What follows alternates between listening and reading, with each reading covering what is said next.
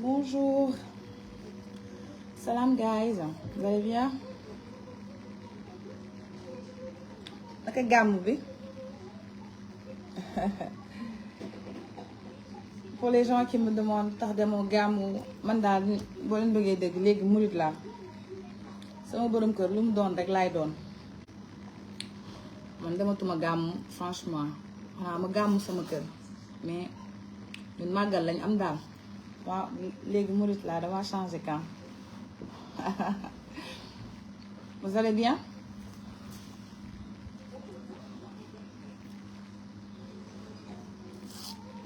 Léegi je suis mouride. Je suis mouride. Après Gamou, c'est pour le prophète, donc chacun peut Gamou 5 heures, hein. C'est pas une obligation d'aller à Tivaouane ou à Kaolack. Je peux le faire chez moi, avec la paix du cœur.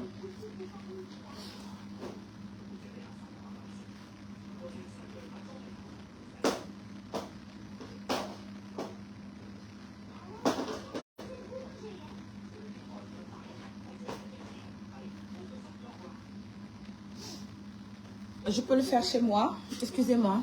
Je peux le faire chez moi avec la paix du cœur. Donc soxlawul may dem Tivaouane et tout. En plus lii bu ndaw laa yor xam nga rek ak oto yi nit ñi vraiment màggal bi aussi. Je préfère me rester à la maison et peut-être m'occuper de voilà peut-être le soir ma dem sama benn kër tata fii ah comme d'habitude def suñuy ñaan def suñuy wasifa def suñuy salatul fatiha ba fajar. ndax tout le monde sait que je suis une petite fille de Maulana Cheikh Ibrahim Niass waaw peut-être loolu moo tax ma sañ wax parce que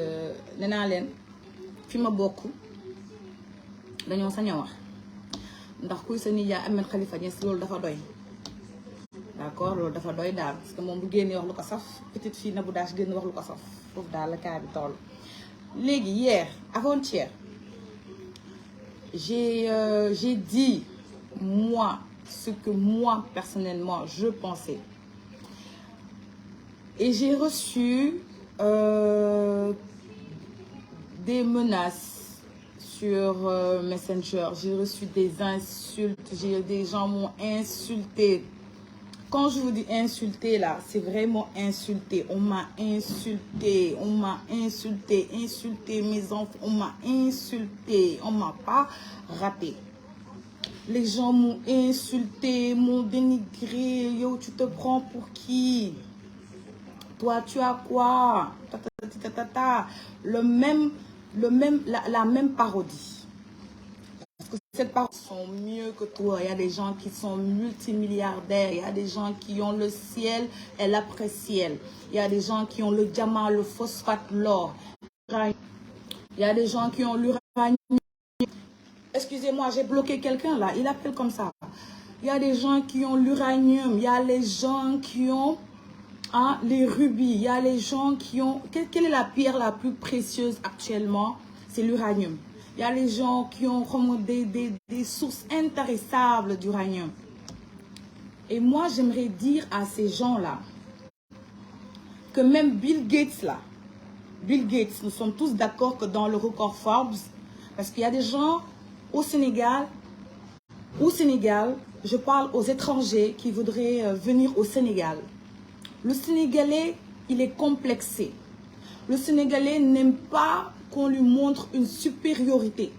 Le Sénégalais aime quand lui est inférieur et toi aussi, il faut que tu sois inférieur au même niveau que lui. Et ça, moi, je le refuse. Ma chérie, je refuse. Je refuse.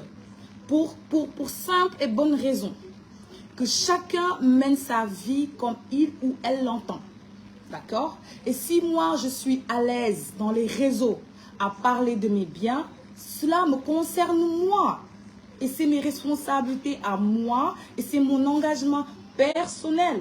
Tout en sachant que il y a des gens au Sénégal qui ont le quadruple ou le sextuple de ce que moi j'ai, mais je m'en balance, mais je m'en fiche royalement que ces gens mangent de l'or ou du diamant. J'en ai absolument rien à cirer. Ce qui m'importe, c'est que moi, fille de mon père, Mohamed Kébé et fille de ma mère Khadijatou Yelin Diop, je suis venue de rien. Je suis venue de rien. Je me suis battue toute seule avec un grand T et un grand S. Ok? Et mon nom n'est ni dans les recherches de criminels. Je ne suis ni dealeuse de drogue. Je n'ai jamais été arrêtée par la police. Je ne connais pas la police. Je n'ai pas de casier judiciaire. Je n'ai pas assassiné quelqu'un. Je n'ai pas volé. Je n'ai pas menti. Ce que j'ai, c'est ce que Dieu avait dit dans ma destinée lorsqu'il créa mon âme, que cette Nabou-là, elle aura ci, ça, ça et ça. C'est ce qu'on appelle l'Umanara Amsama Aduna, c'est déjà tracé. Comment je vais mourir, c'est déjà tracé. Si je vais mourir en plein live,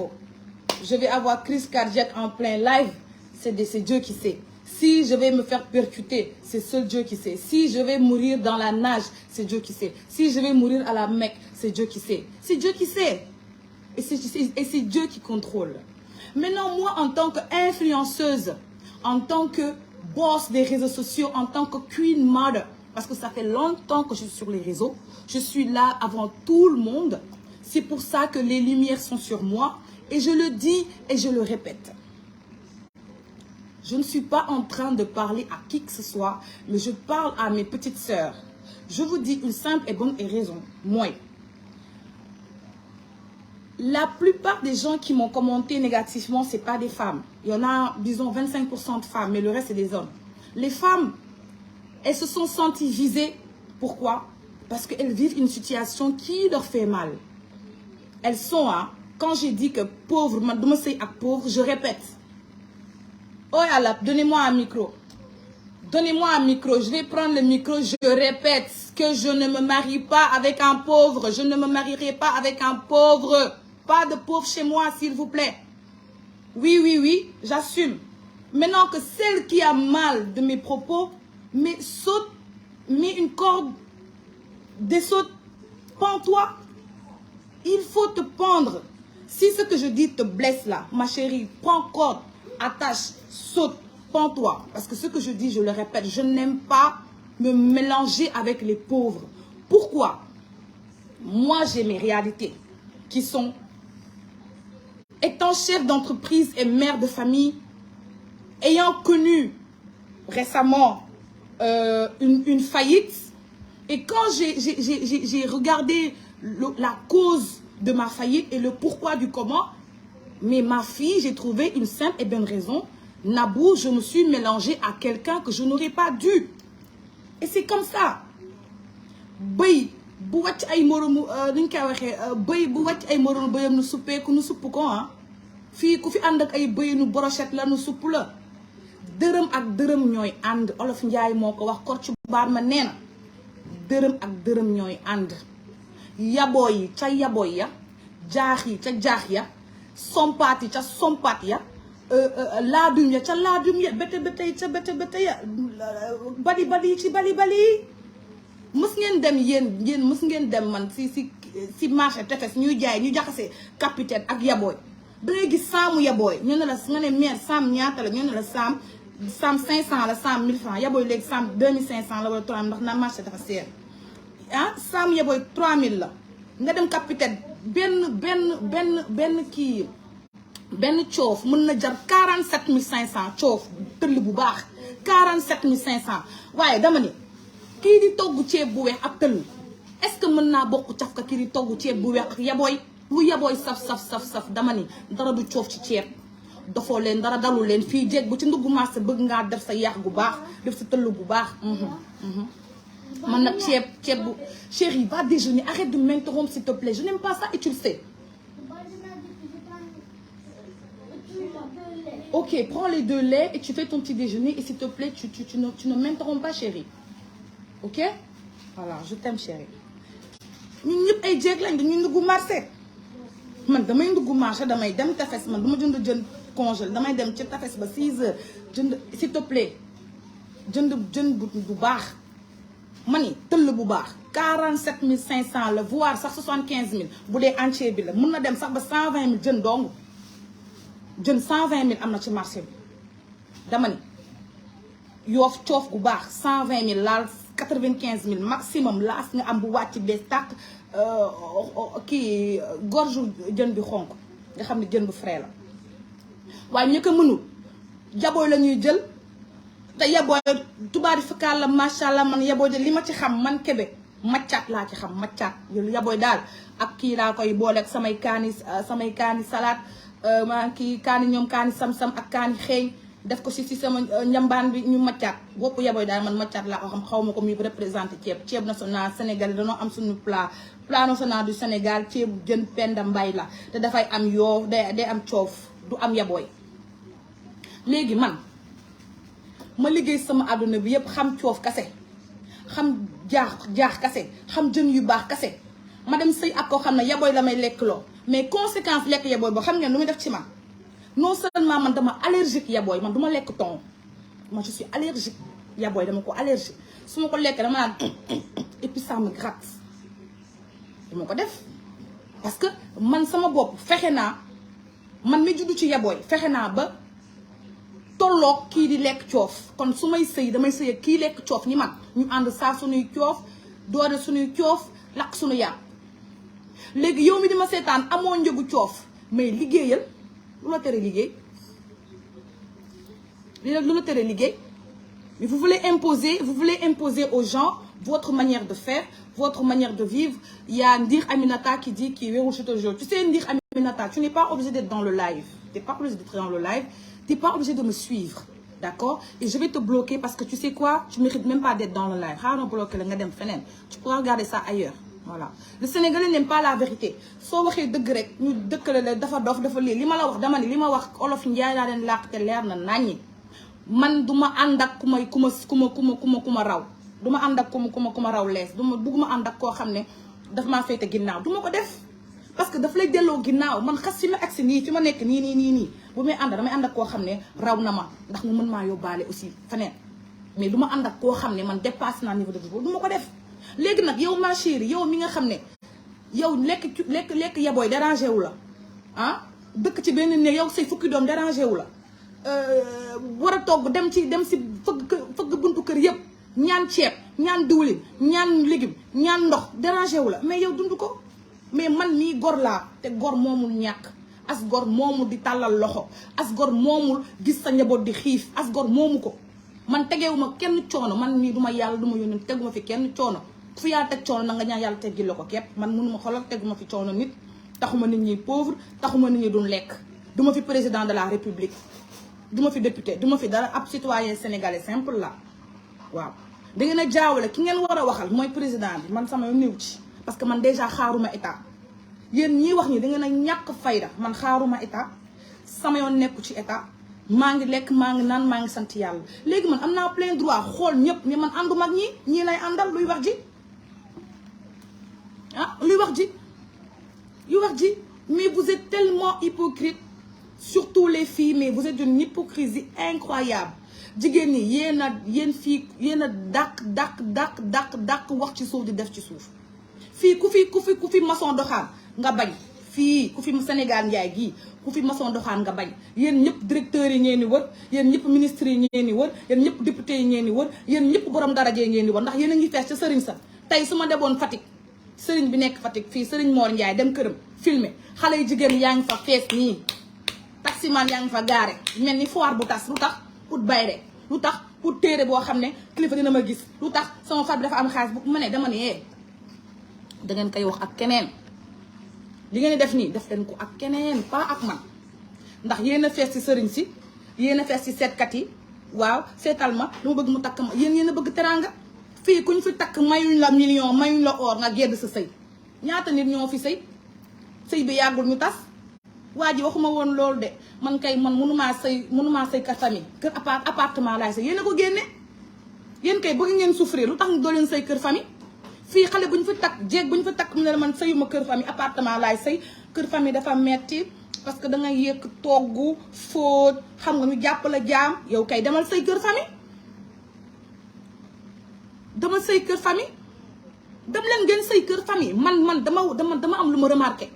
loo xam ne mi ngi ci société bi te kenn du ko wax te man dama koy wax ku mu naqari na nga tëb ba ca kaw wadd sa balcon de yaa xam famille yu ngi fi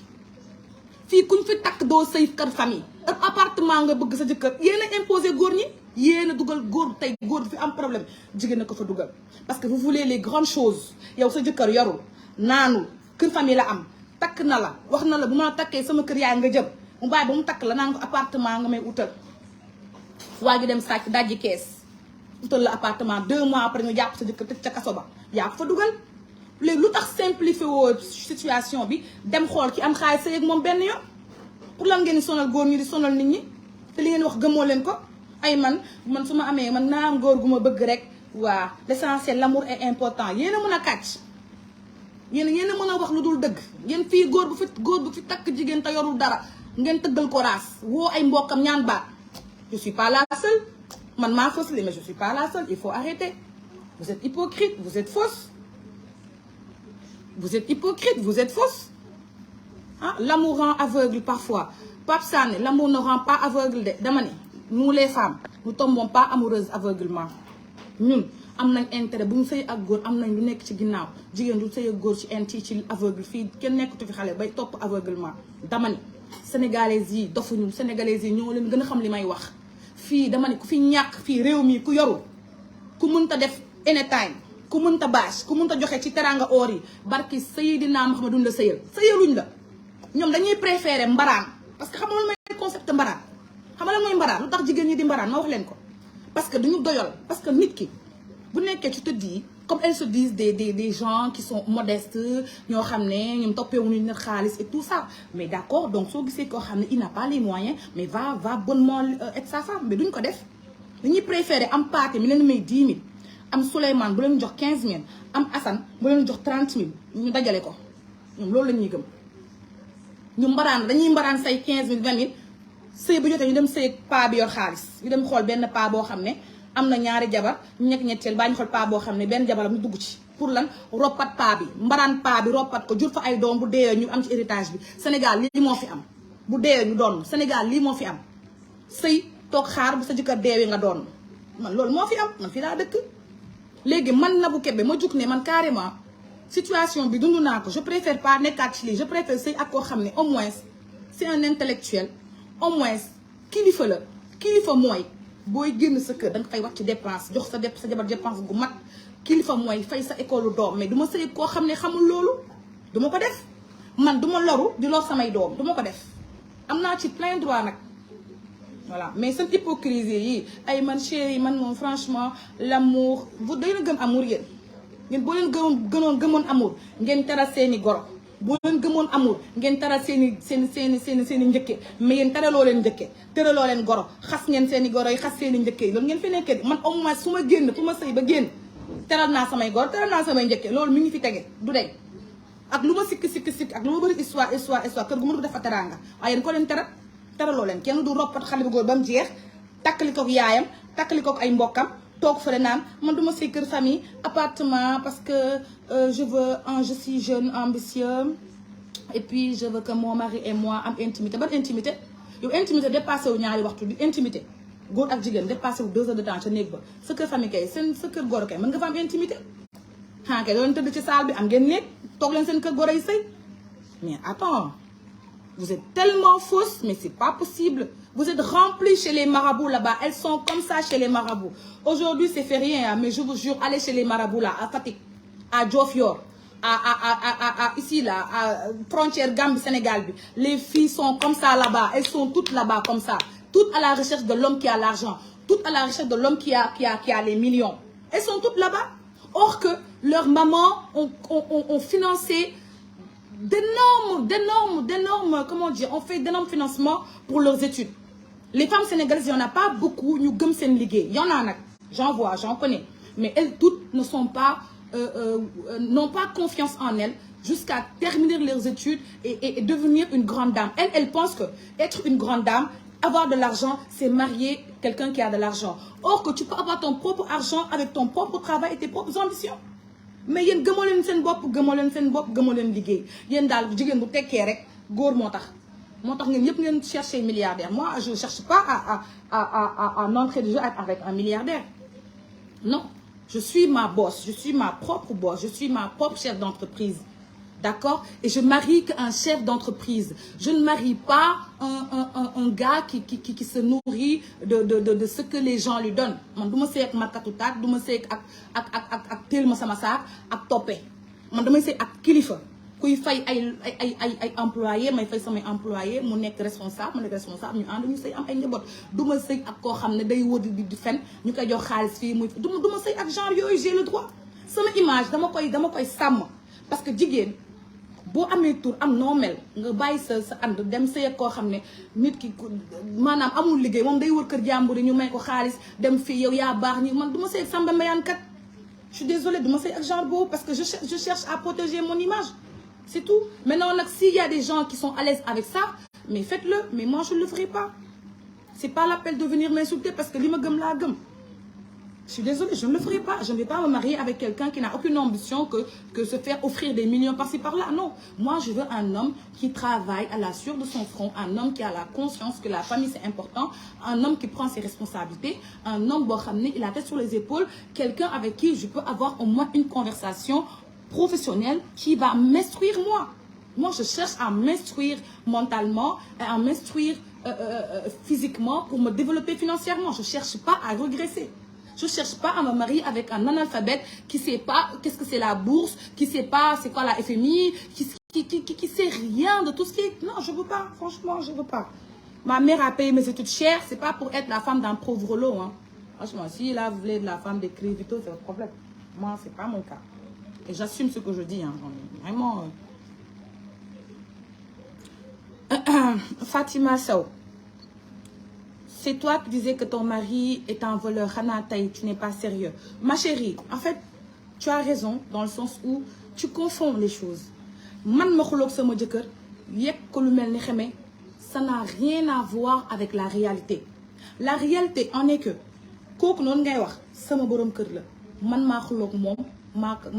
ko yekk lu ma neex loolu ça reste entre lui et moi. Même si c'est sur la toile, chacun a le droit d'apporter son avis parce que c'est sur la toile, ça je ne peux rien y faire. Mais kooku ba mu amee diplôme man judduwuma depuis 1993 la am diplôme am di liggéey fii BRT bi moo ko def AIBD bi moo ko teg moo defar AIBD defar BRT bi fii kilifa la day liggéey di fay ay salaire ba muy fay ay employé man juddooguma li mu yor xaaj bi yoruma ko man nag maa xuloog moom mais loolu entre man ak moom la. Mais sama jëkkër kan moo ko gis naa ko dafa nekk wala kaana sama jëkkër du wala kaana je suis désolée mi ngi tedd kilifa la responsable Sénégal fi ku ko gënul gënu la ku mu fi gënul gënoo ko luy loolu luy wax ji. Tu parles en disant argent bordel mais c'est l'argent qui m'intéresse Pape Massar Ndoye c'est l'argent qui m'intéresse que tu veux que je parle de quoi? Tu veux que je parle de ta femme, tu veux que je parle de tes enfants, tu veux que je parle de quoi? Je parle de l'argent parce que l'argent aujourd'hui, c'est toutes les guerres qu'il y a là. La guerre qu'il y a au Burkina, la guerre qu'il y a au Mali, la guerre qu'il y a au Niger, la guerre qu'il y a récemment au Congo là-bas chez moi, la guerre qu'il y a ici là, en Guinée ici là. Mais c'est à cause de l'argent. Tout tourne aujourd'hui autour de l'argent. Tu veux qu'on parle de ta femme ou bien tu veux qu'on parle de qui? De tes enfants? Mais dégage. Ah nangul li ma wax cas social dafa sonal dama ni même les hommes là même xale góor ñi sax bëggatuñu cas social soo waxee ñu ne la man duma see cas social góor ñi sax bëggatuñu cas social léegi yow bu nekkee cas social man loolu moo ci sama yoon man maa teg cas social arrêtez. Ah vraiment c'est dur ici. Fatima Sow j'ai compris yàlla baax na mais oui Fatima mon mari c'est pas un pauvre sama jëkkër du wala kaan yow tamit xanaa yow xamoo ko doo ko tàpp ci internet bi ma xam mooy kan rek leen. Man maa xuloog moom su ma neex yegg ko lu mel ne xamee ba sama jëkkër la l'essentiel jural naa ko doom sama jëkkër lu ma neex wax ko loolu yoonu kenn nekku ci mais quand mu nekk benn pauvre sama jëkkër xaalis bay nekk pauvre ku am presque ay 700 employés dawan dama ni réglé leen yal na leen yàlla ma jëkkër mel ni sama bos te may leen dal parce que man damaa dawul maa bëri histoire.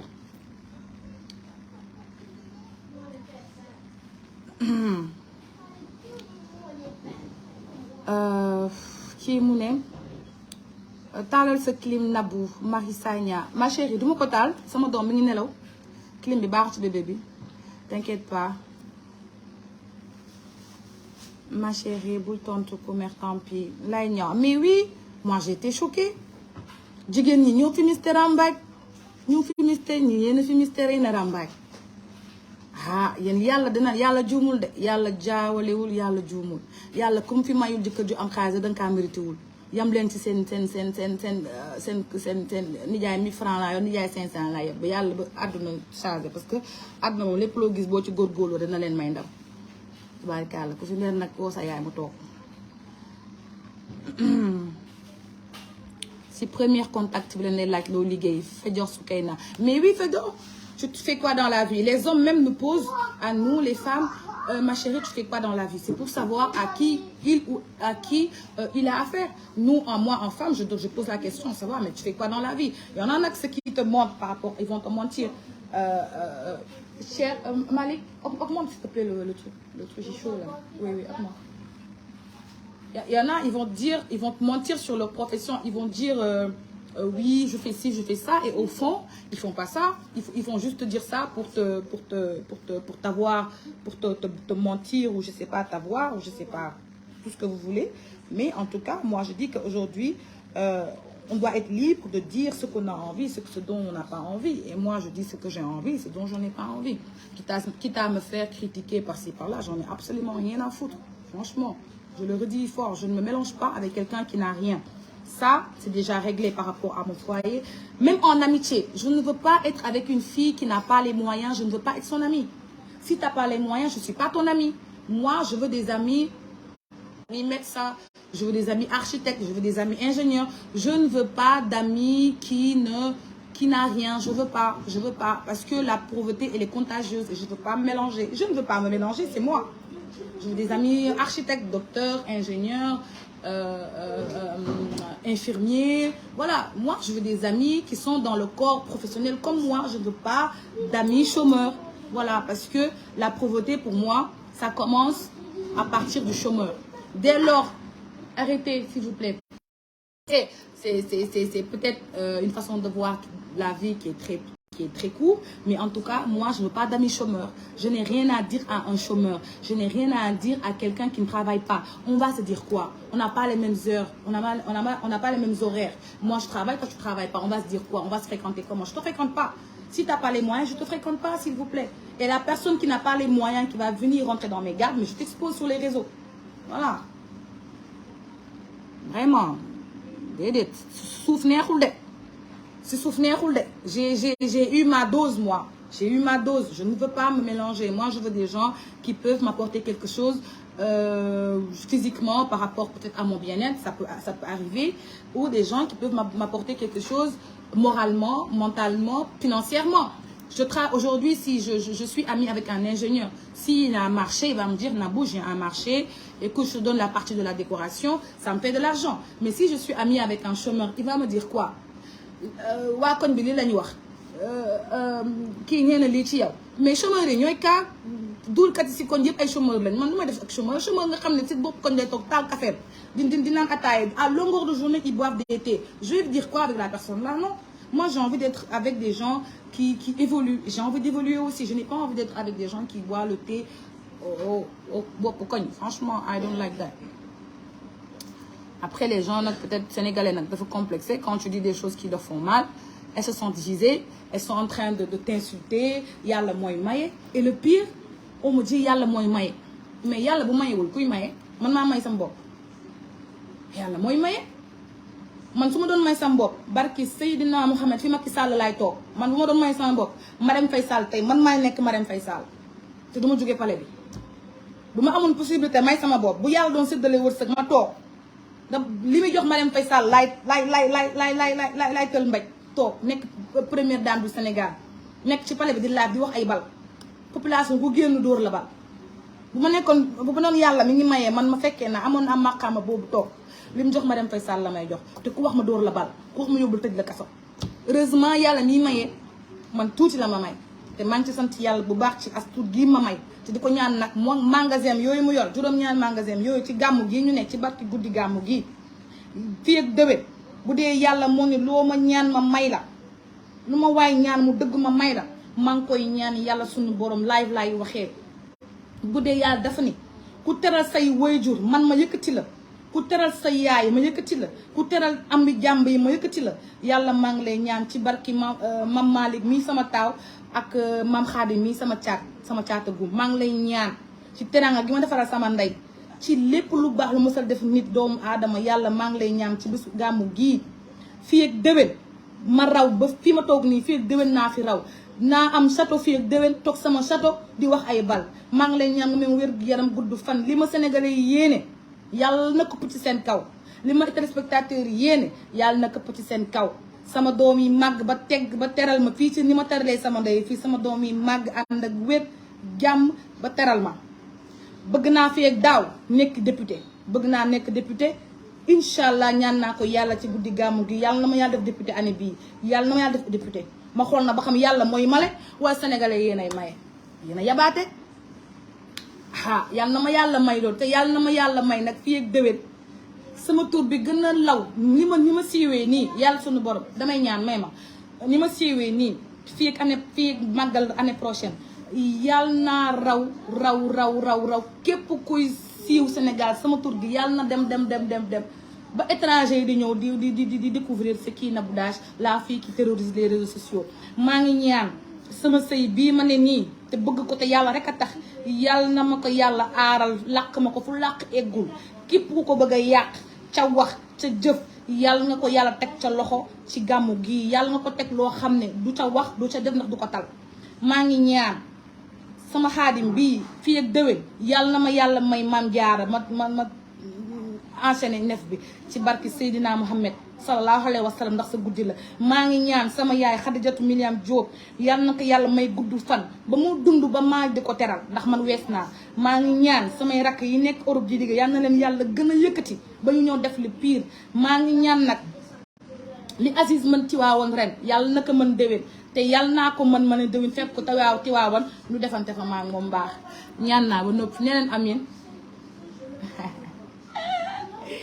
et donne-moi la bouteille d'eau donne-moi un verre d'eau Malick yàlla laa ñaan jullit boo bëggee da ngay ñaan yàlla arrêtez ça en fait quand vous parlez vous me dérangez donne-moi de l'eau s'il te plaît jullit soo bëggee da ngay ñaan je vous ai montré comment j'ai fait voilà y a pas à m'insulter sur les réseaux y a pas à venir me dénigrer asseyez-vous am leen jàpp bu set yéene leen ko ngeen toog ngeen ñaan yàlla après ngeen jël seen kurus toog xam nga sama kurus a ngi nii ngeen jël seen kurus ma wax leen nu ñuy ñaanee ngeen am xaalis ak ngeen am ay dicté yu baax ngeen jël seen kurus nii gis ngeen ko kurus 5 CD yi ngeen di jël man taalibi Cheikh laa nga jël seen kurus ngeen toog si jaara fajar teel 4 heures du matin ngeen jël seen kurus ngeen ñaan yàlla may leen li leen ump yàlla may leen li Nabou Dash am yàlla na leen yàlla may lu ko raw parce que Nabou Dash nekkul milliardaire te Nabou Dash ëpp fi xaalis mais Nabou Dash li mu gëm lay wax loolu c'est clair ngeen ñaan yàlla moo ne ku ma ñaan ma may la ñaan leen ko man damaa ñaan mu may ma xanaa sàccu ma bu ma sàccoon sax xanaa ngeen xam ci dara ngeen gis ma sax police criminelle ñu ne ma pépét kii ancien détenu sax wala ngeen gis ma camp pénal yéen tamit rek la leen Nabou ñaanal ma kenn xamul gémmiñ bu barke bii baa njaay man sama gémmiñ daa barke de man sama gémmiñ gii barki Seydina Muhammad daaw laa toog sama salon ba ñaan nekk nii barki xaadimul xaadim barki Cheikh Ahmadou Bamba ségam sayid bii xol laa ci dem yàlla na ma yàlla may sëñ Touba pourtant yàlla may na ma sëñ Touba Bambaa nga nii di nelaw yàlla may na ma sëñ Touba parce que xamoo leen gémmiñ buy yàlla di nangu parce que nit a ngi dox am xol bu laab biir am xol bu rafet tabe yéwén day nelaw ma tëddal ko waaw xamoo yàlla xamul gémmiñ buy wax amin man daaw laa ñaan fii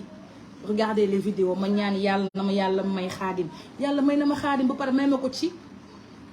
une semaine u màggal kon ren damay ñaan yàlla may ma jaara yàlla may ma gudd fan yàlla may ma wér-gu-yaram yàlla may ma eggalee sama yéene ak sama sago moom loolu laay ñaan yàlla te ku ñaan yàlla may la mais nag kanta yàlla may ma ne comme yàlla may na ma léegi àndatuma ak ñee loolu du forme baadoo la loolu protection la ndax nit dangay aar sa yëf ku ñàkk du ànd ak ku am ndax gis nga boo amee nga ànd ak ku ñàkk dalay ñaan rek may ma yére may ma dàll may ma lii may ma lii yow boo mayee bu yàggee da ngay jeexle ndax doo yàlla rek mooy maye te du jeex mais nit bu mayee booy mayee chaque jour boo fi yoroon 1 million chaque jour nga joxe 10 000 balaa 10 jours mu jeex. Sénégalais ay baadoolo lañ man du ma wax lu ma gëmul li ma gëm laa wax voilà bu leen ma saaga bu leen ma critiquer ku ci amul rek kurus gaa ngi nii jàpp ba set si jaara jublu penku ñaan yàlla may la affaire yi du xuloo du xeex ndax Nabou Dash mayul boppam te guddi bàmmeel maa ngi ko gën a xam maa ngi gën a xam dee am na maa ngi gën a xam ni bakkan bu ñoom dund na ñam dee waaye nag bàmmeel dafa nekk loo xam ne yoonu nit nekku ci ndax bàmmeel yàlla mooy àtte décision de Dieu la ndax Nabou Dash xamoo lay fekk sa ba li fekk sama bàmmeel xam naa ko sama bàmmeel dama fa fekk dara dul jàmm bi ma defal sama ndey defal ko jàmmu yàlla yii di jël sama xaalis di ko maye di tabax ay jàkka di tabax ay teen jàmm googu laay fekk sama bàmmeel incha allahu rabbi du ma fa fekk leneen ndax yéen sàkkoo leen ma amoo leen bàmmeel moom amoo leen fa droit yéen rek la leen ah Tata Nabou doomu utal jëkkëru milliardaire Aïcha Jabara man mënuma la utal jëkkëru milliardaire man li ma lay conseiller mooy nga liggéey parce que jëkkëru milliardaire ñi ngay amanteeg moom chance la soit dangay dox daje mu gis bëgg la wa ilaa ci sa liggéey ngay xamanteeg moom man sama jëkkër sama liggéey laa xamanteeg moom mission lañ dem siraale woon lañ dem mission ma gis ko jantal paa bi man daal man nettali leen ni ma ko xamee man daal maa ngi mission siraale woon dans le cadre d'un projet étatique là xam nga man ay chef d'état rek laa amoon affaire nag macha allah waaw tëddal ko nànk nag ma wax la dama xamante ak sa borom kër xamante bu neex tëddal ko nànk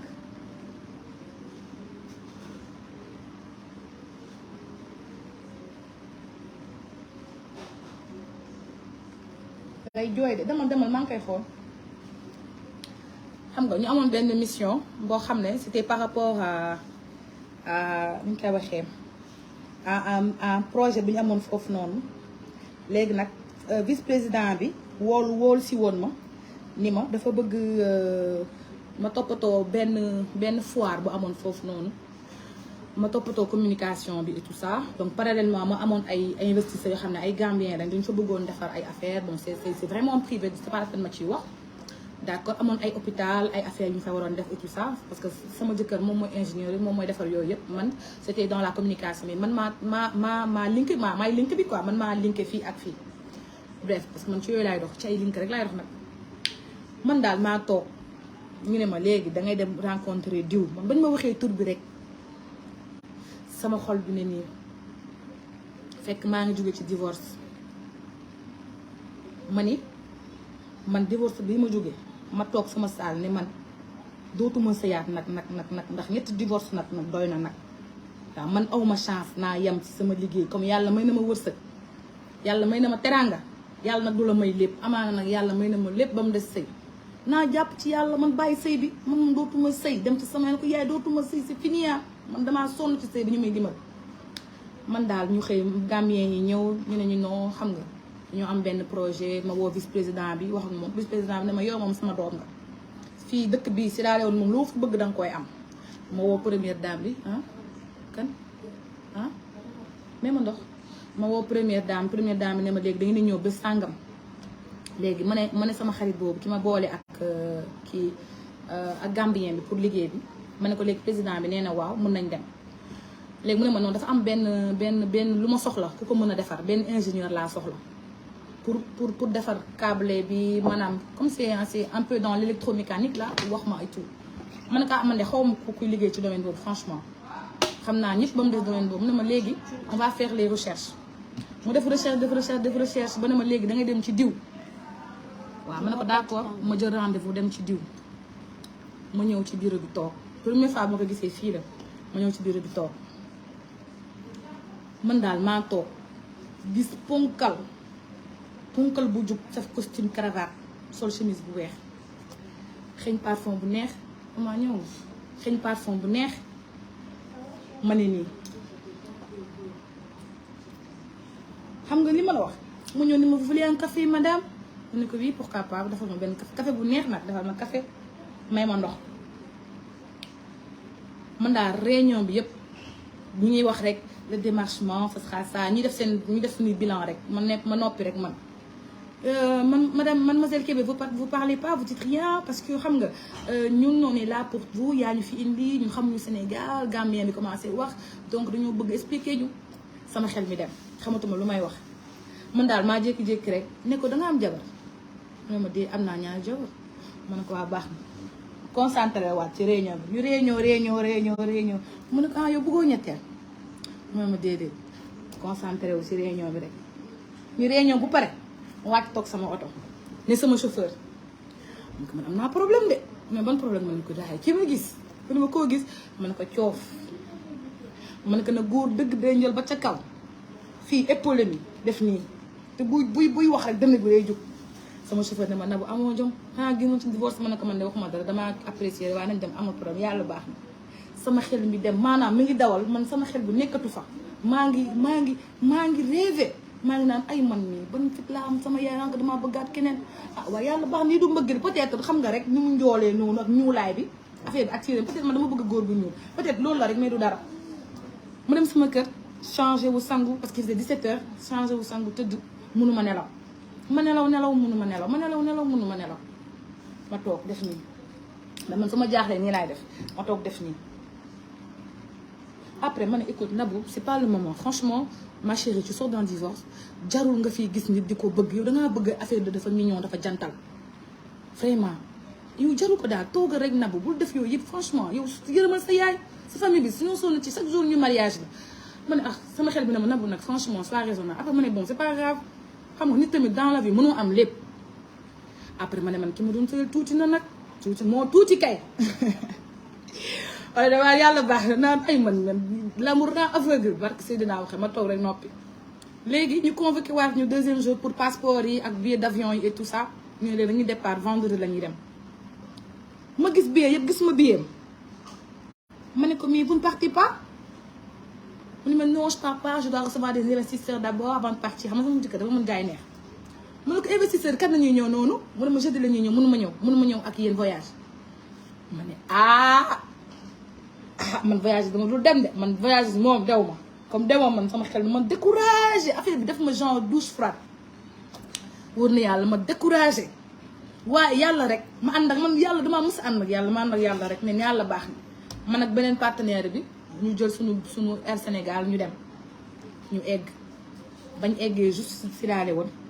mu woote ni finalement partenaire am yi ñibbi nañ dina mën a ñëw suba dina mën a ñëw vendredi dina mën a ñëw samedi léegi ñun ñu waroon jóge dëkk bi ñu nekk dem dëkk première dame bi xam nga première dame par exemple quoi Fatick la dëkk ñu waroon jóge Dakar dem Fatick yoon bi xam nga dafa sori 4 heures de voiture xaw ma 5 heures de voiture ma nekk ci yoon bi di xalaat donc bu ñëwee lan laay wax waaye Nabou nag professionnel la yow mission nga ñëwoo fi mission pour bëggante amal ful la Nabou sa xol bi téye ko téye sa xol bi Nabou yow ban xaw nga am man daal mu nekk sama partenaire bi ne ma mais madame mademoiselle Kébé lan la yaa ngi waxtu rek ma ne ko dara ma ne ko billaay dara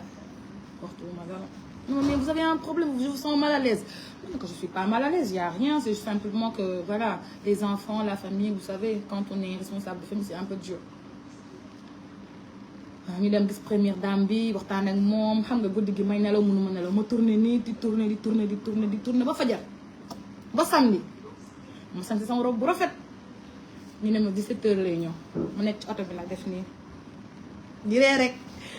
partenaire ne mais monsieur Kébé yaa ngi ree rek tey ma ne ko non mais c'est rien c'est juste que voilà ça m'a fait plaisir que rendez-vous bi demee nii et tout ça mu ñëw nag ba ma wàccee ci oto bi ba yem ak ba jàkkaarloog moom sama yaram bi fii sama lu ko dalee fii sama fii ba fii moo mel ni lu seey dafa mel ni lu rocceeku ci man ba ma jàkkaarloo ba ma ko nee jàkk ma tegee sama tànk si conférence bi ba ma nekk jàkk mu ngi sol costume bu gris clair def chemise bu blanc sol ay dàll yu noir ciré ak montre xeeñ parfum xam dafa nduróog Yékini dafa wàcc rek ma ne ko mbër maa ngi nii rek sama yaram bi wàcceeku sama yaram bi rocceeku nii ma mel ni ku ñu doon dóor ma xool ko nag jaay ko neex ne ko nii bonsoir vous allez bien romb ko rek dem nag ko dem sama nekk toog léegi le soir ñu ne bon on va aller dîner et tout comme xam nga dëkk bi on n'aime pas manger à l'hôtel on va aller dîner dîner bi ñëwuma parce que xam nga damay jaay neex dîner bi ñëwuma toog si dîner bi mu gisuma ci dîner bi mu woo ma ne ma mais tu viens pas au dîner ma ne que non je suis un peu fatiguée je préfère un peu étudier le dossier xam nga rek et tout mais non viens au dîner ma ne que non franchement dama dem si dîner bi c'est pas grave bàyyi ma toog grave dem leen rek man j'aime pas ñëw mission di génn neexuma daal mais non viens au dîner ma ne que non grave vraiment dem leen rek ñu dem ma coupé lan ko ma coupé rek dama coupé téléphone bi rek xoolal dem ci seetu bi naan mi nga ñàkkee fayda yow doo dem ci dîner bi Nabou jugal dem may ma sama bopp naan Nabou jugal dem ci dîner bi yow kii invité la nga toog fii li nga ñàkkee fayda dama woo sama benn copine wax ko li nga ñàkkee fayda doo jug dem donc noonu bàyyi ma toog ñu teel ñibbi si dîner bi le lendemain ñu am benn réunion bu ñu doon dem ci réunion bi nag au lieu mu dugg sama oto même dugg beneen oto